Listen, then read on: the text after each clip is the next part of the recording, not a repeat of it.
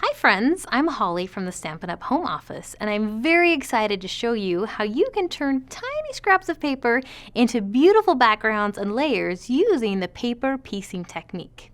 Let me show you what I mean by that. Here's an example where we've used some Dazzling Diamonds glimmer paper and Cucumber Crush on Whisper White to make the base for this card. So essentially what we are doing is creating our very own designer series paper. One of the advantages of the paper piecing technique is that it gives your project some great dimension, and in this case, also some sparkle, instead of having just a flat background. And the good news is it's also very simple to achieve this look, so it's a great technique for both beginners and advanced crafters. You don't need much in the way of supplies, just some paper scraps, adhesive, and a piece of grid paper. You'll also need your paper trimmer. And you'll start by cutting your paper into strips. And this is where you get to be really creative in mixing and matching sizes and color to come up with any design you want. For this card, I'm going to do small strips of cucumber and a little bit wider with the Dazzling Diamonds. Once your pieces are cut, grab a piece of grid paper, and your grid paper is going to be your very best friend for this technique because it will help you get everything lined up straight. I use the metric side because the grid squares are smaller and it makes it a little easier to line things up.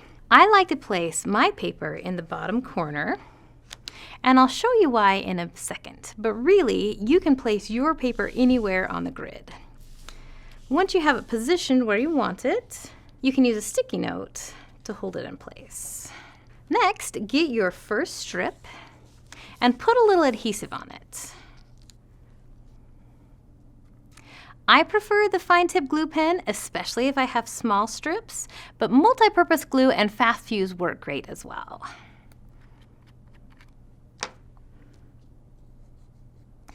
Then we use our grid paper to line up the paper strip and glue it into place.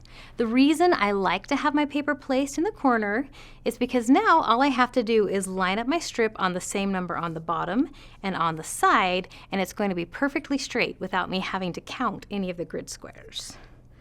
So on 1 centimeter here along the bottom, and 1 centimeter on the side. If you have your paper placed in the middle of your grid paper somewhere, then just count the squares, perhaps 2 squares over and 2 squares up, or however you decide to space them, and then place your strip down accordingly.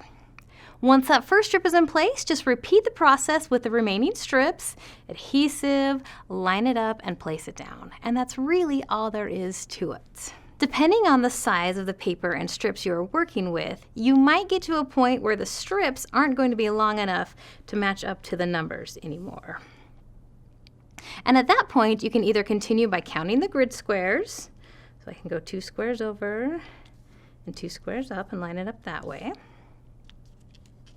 Or you can also turn your paper around and work by lining it up on the numbers again.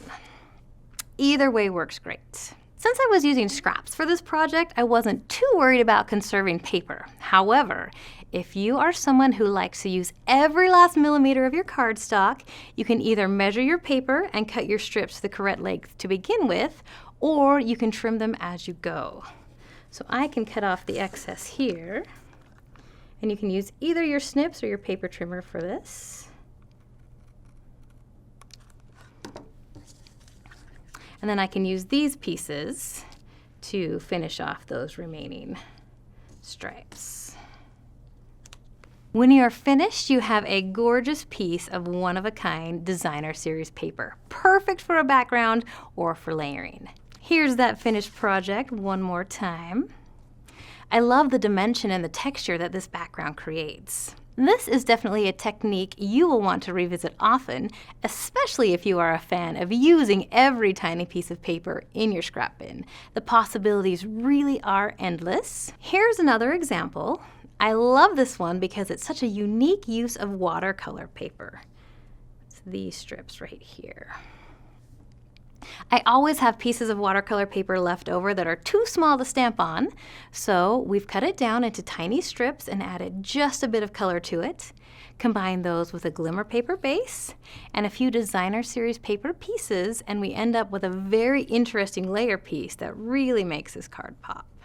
Add the paper piecing technique to your crafting arsenal today and start creating your very own amazing backgrounds. I can't wait to see what you come up with. Until next time, happy stamping!